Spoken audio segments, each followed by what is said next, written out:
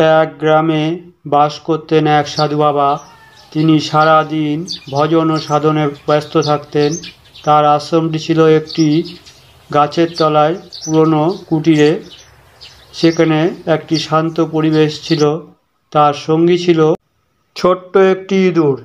ইঁদুরটি প্রায় সাধুর আশ্রমে এসে খাবার খেত এবং ঘরটির চারিপাশে ঘুরে বেড়াতো, দৌড়াতো।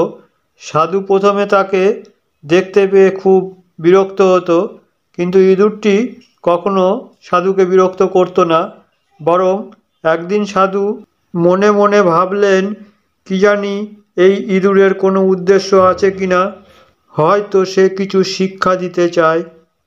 এইভাবে বেশ কিছুদিন চলে গেল। একদিন সাধু গভীর ভাবনায় ডুবে গিয়েছিল। তিনি ভাবছিলেন, আমার সাধনার পথে কোনো বাধা আসেনি তো। সে সময় ইঁদুরটি এসে তার সামনে দৌড়ে এক কোণে এসে ঘুমিয়ে পড়ল। সাধু অবাক হয়ে দেখলেন ইঁদুরটির শান্ত অবস্থা। তিনি হেসে বললেন, যতই ছোট হোক, শান্তি সব প্রাণীকে পরিপূর্ণ করে তোলে। সাধু বুঝলেন, প্রকৃত শান্তি কেবল মনোযোগে ও স্থিতিতে।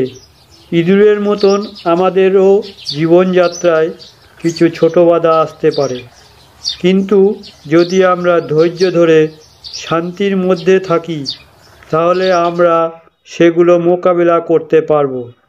তবে সেই দিন থেকে সাধু ও ইঁদুরের মধ্যে এক অদ্ভুত বন্ধুত্ব গড়ে ওঠে।